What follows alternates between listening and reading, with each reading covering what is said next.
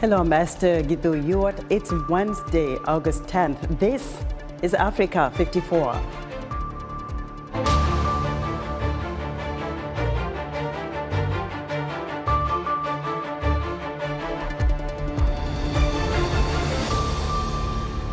Anxious Kenyans await for the results of a very close but calm presidential election. The U.S. Secretary of State heads to Rwanda on the final leg of his three-nation Africa tour after stopping in the Democratic Republic of Congo. And the FBI raids the Mar-a-Lago residence of former U.S. President Donald Trump. We'll have a report.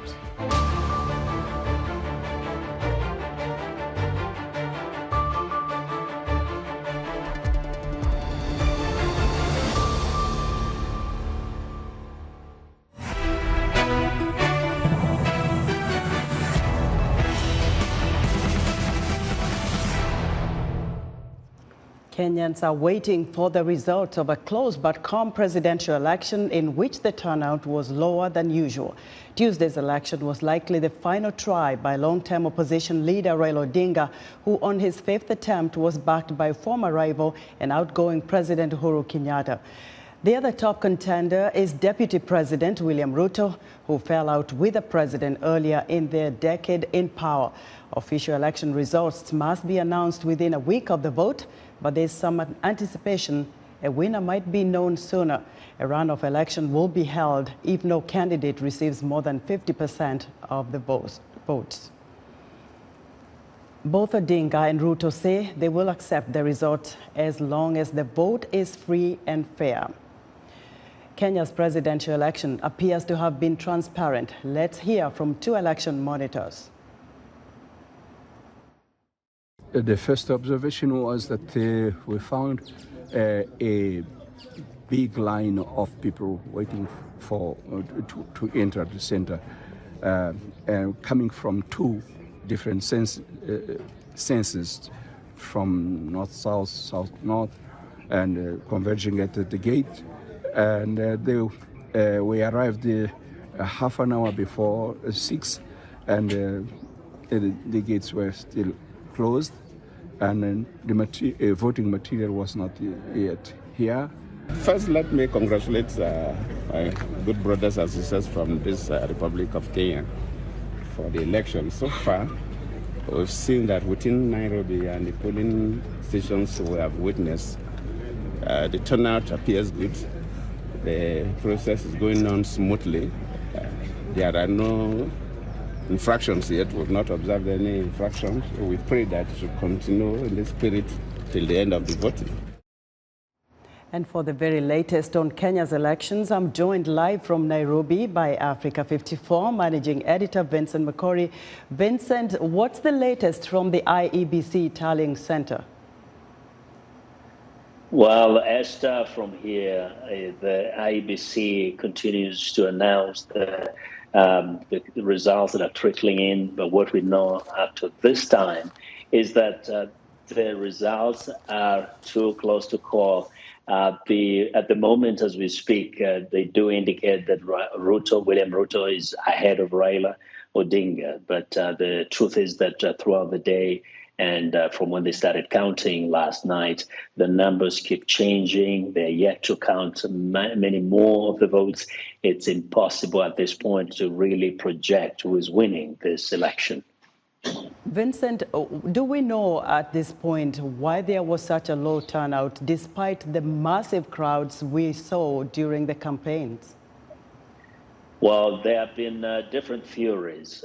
Some say, of course, the younger generation, the younger voters had decided a long time ago that they're not going to participate in this election because they don't see any benefit to them.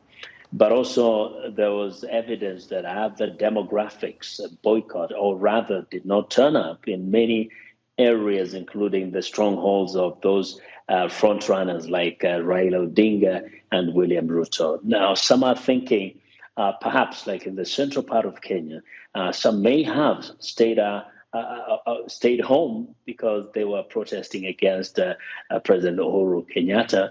But that might impact, for example, William Ruto, who had relied a lot on the vote from Central Province. But others also think many Kenyans have become disenchanted with the politics of the country, and at the moment are no longer interested in participating in the voting process.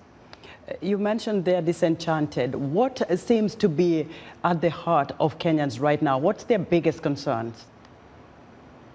It's the economy. They see themselves being in the same state they have been for many years, for decades.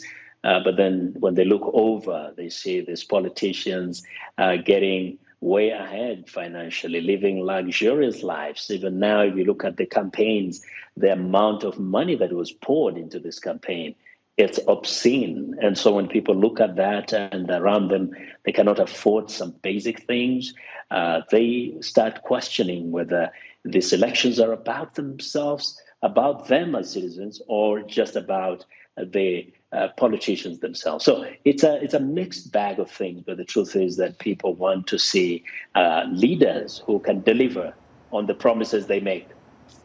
Vincent, thank you very much. Africa 54 Managing Editor Vincent Makori reporting live from Nairobi, Kenya.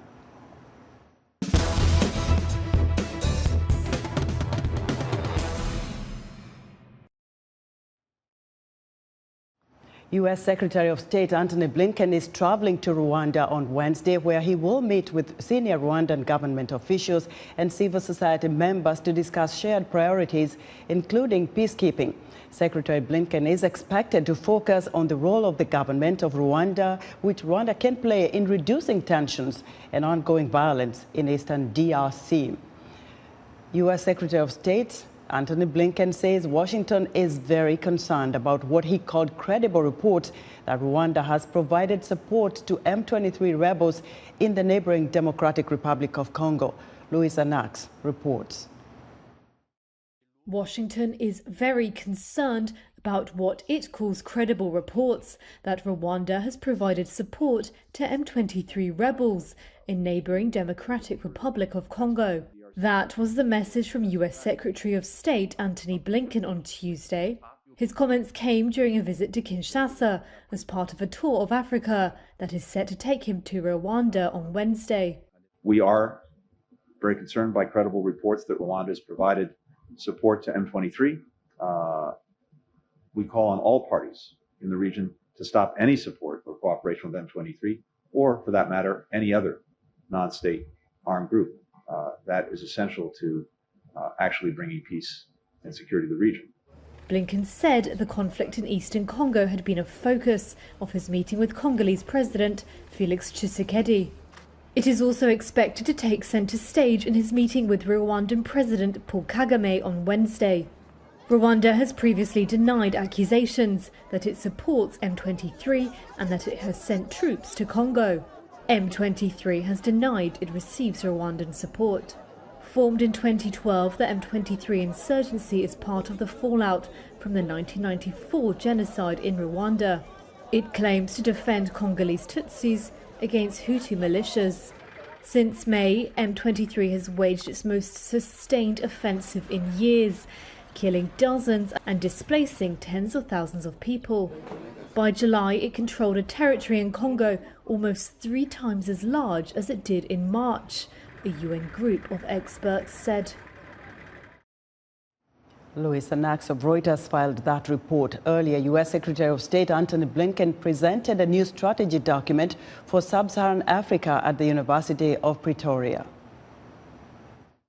Too often, African nations have been treated as instruments of other nations' progress, rather than the authors of their own. Time and again, they have been told to pick a side in great power contests that feel far removed from daily struggles of their people. The United States will not dictate Africa's choices. Neither should anyone else. The right to make these choices belongs to Africans, and Africans alone. For more insight on Secretary Blinken's visit to Africa, I'm joined from Washington by Paul NANTULYA, a research specialist at the Africa Center for Strategic Studies. Paul, thank you for joining us on Africa 54. Thank you very much for having me again. Tell us, what do you see as the significance of Secretary Blinken's visit to the continent?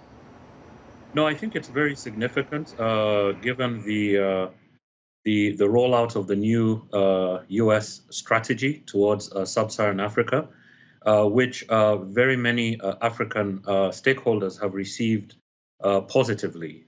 So I think that is the first significance of the visit. The second is the visit is taking place amid major geopolitical shifts internationally, including the Russian invasion of Ukraine, and also the escalating tensions between the United States and China over foreign policy and international relations. So that is the second significant development. There have been many summits between African countries and foreign powers. So this visit becomes extremely important in that context. Paul, we just heard that Secretary Blinken expressed his concern about Rwanda's support for the M23 rebels in DRC. What do you make of this? Yes, I mean, the DRC crisis, the sudden resurgence of the M23 in the Eastern Democratic Republic of Congo is an issue that the United States government is extremely concerned about. And there's a history to that. And so the choice of Kinshasa, Pretoria, and Kigali was definitely motivated by a push by the United States government to try and seek a solution to this crisis. This is not the first time that Rwanda has been implicated in supporting the M23, and one might expect that Secretary Blinken will be trying very delicately to apply pressure on the Kigali government to ensure that it plays a role that is conducive to finding a solution to that crisis, and also to ensure that Kigali does not disrupt the deployment of the proposed East African Community Force that is due to be sent into that part of Congo to assist in combating the M23 rebels. Paul, thank you very much. We'll definitely hear more when Secretary Blinken has a discussion with Rwandan officials. Paul NANTULYA is a research specialist at the Africa Center for Strategic Studies. According to the Premium Times website, gunmen who attacked a Kaduna round train in March and abducted some passengers have freed 6 family members of a former military administrator of Kano, Nigeria, Idris Garba. The hostages were reportedly released after the intervention of Kaduna-based cleric Ahmad Gumi. Another woman was also reportedly released. The head of Nigeria's Air Force is urging operational commanders to show no mercy as they tackle mounting insecurity that has spread from the country's north. David Doyle has more. Nigeria's military will use maximum firepower in a bid to uproot the armed groups behind mounting insecurity. That's according to a statement released by Nigeria's Air Force on Wednesday, reporting comments made by its head, Air Marshal Oladayo Amao, the day before. He was speaking amid almost daily violence in Nigeria's north, linked to militants or armed gangs. But insurgent groups have also carried out attacks outside their northeastern enclave. That's raised fears that their networks are spreading. In the northwest, armed gangs, known as bandits, carry out kidnappings for ransom and kill villagers. They were recently designated terrorists, but the military's response has been sporadic. With their resources concentrated against the militants, the bandits have largely been able to roam free. Air Marshal Amao told a meeting of commanders that the security situation remains fluid and uncertain, with armed groups moving between states. He added that operational commanders should show no mercy and ensure they employ maximum firepower. Late on Tuesday, President Muhammadu Buhari said the Nigerian government had given security forces full freedom to deal with and bring an end to this madness. He was speaking after attacks by gunmen in 3 northern states last week that left scores of people dead. Nigeria's police said on Tuesday additional manpower was being deployed around Abuja, days after local reports of an attack at a checkpoint near the capital. That was David Doe of Reuters reporting. Dubai's Emirates Airline says it plans to reduce the number of flights to Lagos, Nigeria because of trouble repatriating funds. Here's Lucy Fielder with more. Emirates plans to reduce the number of flights to Nigeria this month, according to a letter sent to the government. The Dubai-owned airline will cut the number of flights to commercial capital Lagos from 11 to 7 per week, according to the letter, due to difficulties in repatriating revenues. Emirates added that it had $85 million stuck in Nigeria as of July, a figure that had been rising by $10 million per month. In June, the International Air Transport Association said Nigeria was withholding hundreds of millions in revenue that international carriers operating in the country had earned. That's as the central bank restricts access to foreign currency to tackle a severe dollar shortage. Nigeria gets roughly 90% of its foreign exchange from oil, but it is struggling to produce due to pipeline theft and years of underinvestment. Industry observers said more airlines could follow Emirates' example if the central bank does not address their concerns. Amid similar foreign exchange restrictions in 2016, several airlines reduced flights and 2 stopped flying to Nigeria altogether. A spokesperson for Nigeria's aviation ministry did not reply to a request for comment. In a statement, Emirates said trouble repatriating funds was impacting its commercial viability in Nigeria and that efforts to solve the problem had been met with limited success. It did not comment directly on the letter, but said it hoped to continue a full schedule. Lucy Field of Reuters filed that report. We would like to hear what you think about Africa 54 and all our VOA Africa programs on our website at voaafrica.com. Still to come, in our tech report, Nigerian entrepreneur Obi ASIKA talks about new technologies and their profound impact in Africa. But first, Heidi Adams tells us what's on tap for Wednesday's Straight Talk Africa. On the next Straight Talk Africa, Kenyan voters go to the polls on Tuesday to elect a new president, parliament and senators. We'll bring you the latest developments and expert analysis. We'll also discuss the significance of U.S. Secretary of State Antony Blinken's visit to South Africa, the DRC and Rwanda as he reveals the U.S. strategy for sub-Saharan Africa. Join me, Heidi Adams, on the next Straight Talk Africa. And here's a roundup of some other African news. More than 800 inmates escaped from a prison in Eastern Democratic Republic of Congo after gunmen staged a jailbreak in which 2 policemen were killed. A Tunisian court halts President Kais Saied's dismissal of dozens of judges, underscoring the continued independence of courts. The U.S. Embassy in South Sudan is calling on authorities to free a VOA journalist from prison. Ding Magot, a freelance journalist and contributor to Voice of America's South Sudan in Focus program, was arrested in Juba on Sunday while covering protests over economic hardships. Former U.S. President Donald Trump claims he is being politically persecuted after the Federal Bureau of Investigation searched his Mar-a-Lago residence in Florida on Monday in what appeared to be part of a long-running investigation on whether he kept official documents instead of sending them to the National Archives when he left office. VOA White House Bureau Chief Patsy Widakuswara has more. Following the FBI search of Donald Trump's Florida estate Mar-a-Lago, the former president sought to paint himself as the victim of a political witch hunt by Democrats. As they watch my endorsed candidates win big victories and see my dominance in all polls, they are trying to stop the Republican Party and me once more, Trump said in a fundraising email on Tuesday. The search, based on a warrant signed by a federal judge, was not coordinated with the White House, and President Joe Biden learned about it through news reports, said Press Secretary Karine Jean-Pierre. We did not have advance notice of this activity. President Biden has been very clear from before he was elected president and throughout his time in office that the Justice Department conducts its investigations independently. He believes in the rule of law. The FBI's unprecedented search marked a significant escalation of the federal investigation of the former president.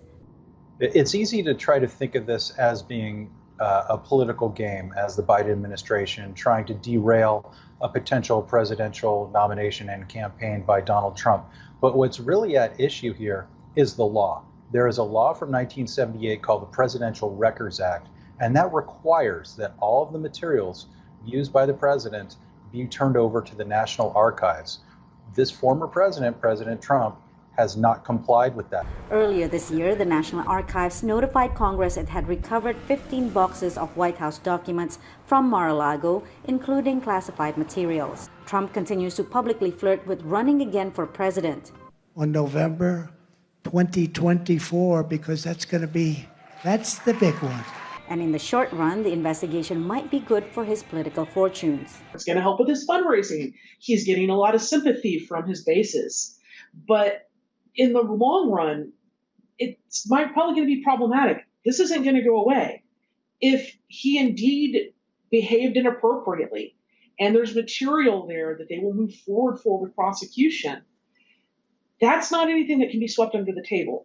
Trump's other legal woes include a probe investigating his part in the January 6, 2021 assault on the Capitol and allegations of illegal dealings connected to the 2020 presidential elections. Patsy Widakuswara, VOA News, Washington. New technologies have profoundly impacted Africa's creative industry. Streaming platforms such as YouTube, Netflix, SoundCloud, and Amazon Prime are giving African creatives the ability to connect with clients, promote their services, and drive value for their work. Africa 54 technology correspondent Paul Ndiho spoke to Obi ASIKA, a Nigerian entrepreneur known for his involvement in the growth of Afrobeats music as the founder and chief executive officer of the Storm 360 music label. Obi ASIKA, welcome to Africa 54. Thanks a lot, man. It's a pleasure to be here. I've heard so much about you, read so much about you. You are an amazing force of nature. What is it that you're currently working on? I work on ecosystem building, and happy to talk about the Nigerian Startup Bill, which I think is really important. The Nigerian Startup Bill is being driven by a bunch of private sector, public-private partnership, driven out of the presidency in Nigeria and a bunch of colleagues in the private sector. And they've done an incredible job at how it affects the innovation sector and how it unlocks more opportunities for SMEs in Nigeria. And I think we're also talking to other African nations and begin to see how that can deepen the impact of tech right across the continent. Because I think we're all focused on solutions now. Complaining is not really working. So you've got to work on building solutions. I have a hub called Ibaje, which is based in my hometown in Onitsha. And we're trying to sort of promote from there and promote innovation and education, launch a couple of digital platforms around that. And again, it's about affecting the community. I'm also trying to launch an NFT platform called Motherland, which obviously is about us, right? And we're working with a bunch of aggregators of Black culture and content and working on some incredible projects in the background, because I think Web 3.0 provides a huge opportunity to Africans. We have a lot of Africans who can build, who have the skills to build the tech today. So we don't just tell the stories, we can mint the stories, we can control our narratives, and we can own the future. You make a great point. A lot of tech giants are coming to Nigeria looking for talent, but the local Nigerians themselves can't hire these well-trained people. You have so many people in the tech space who can be hired by local companies. Why is that? Exchange rate issues. Also, so that's one problem for local hires, local employers. Another problem is, to a large extent, you train up people and they move for better offers, right? Because it's a global workplace, so people come for people. And like you said, there's a lot of talent in Nigeria. There's a lot of people who can work, they can remote work. So I think Nigeria certainly, as an employer, as a provider of capital, of human capital, that's going to be one of the biggest businesses that Nigeria is going to deliver to the world. When they talk about Afrobeats, they're like, you are the man who made Afrobeats become what it is today. I'm one of many, you know, but I'm definitely one of the pioneers. And it's a privilege to be associated with the movement, because I look at it as a movement. When we were building as a movement, but there's some key names that come out of Lagos that you have to like identify when you talk about the Nigerian music. And there's the legends, of course, Fela Kuti, King Sunny Ade, Ebenezer Obey, you know, these guys that gave us presence, right? But then you have the guys when the sound sort of changed in the 80s and 90s. And there's a lot of stuff happening in Nigeria in that period. Politics, we're listening to reggae, we're listening to pop. We're also getting influence from South Africa. We're listening to the South African sound. So all these things are influencing young Nigerians through the 70s and the 80s. And then hip hop comes in, like took the whole world, right? Including Nigeria. And when we domesticated the sound, it becomes Afro beats, which is kind of the explosion you're seeing now, which is happening because of social media. And it's now leaning to Afro beats culture. So it's not just the music, it's the dance, it's the sound, it's the lifestyle, it's the fashion. And there are a lot of people involved in this movement. About Afrobeats. Yes, my docu-series is called Journey of the Beats. It's on a platform called Showmax, which is DSTV's streaming platform across the continent. And I hope you can get to see it. I think it might be geo-locked for America, but you know, I know my Americans don't have to find content. My documentary is kind of like, I'm also part of the entire journey all the way through, you know, trying to we look back at what was like to be able to even to get into people's living rooms for people to take you guys serious. That's why you tell the story, right? Because I was sort of trying to match up and to get content on Channel O, and then MTV based maybe 2004. That's a whole different thing, because suddenly we're seeing our artists on the same level as Jay-Z and Beyonce, and it's like it's a whole completely different experience. But the thing that changed everything is social media. Social media is the game changer for African music, because you know we're viral by nature. Thank you so much. And thanks a lot for everything you said, man. That was Africa 54 technology correspondent Paul Ndiho speaking with Obi ASIKA, a Nigerian entrepreneur, founder and CEO of the Nigeria-based Storm 360 music label. As Europe swelters through a record hot summer in Lesotho, tourists and locals are enjoying skiing. The fascinating anomaly at this time of the year is attributed to Lesotho's geographic location. The Southern Africa Kingdom is the only country on Earth in which all its territory is more than 1,000 meters above sea level. A cold winter is not rare in Southern Africa, but snow is. And that's our show for today. Be sure to watch Africa 54 on our website at voaafrica.com. From all of us here in Washington, thanks for watching.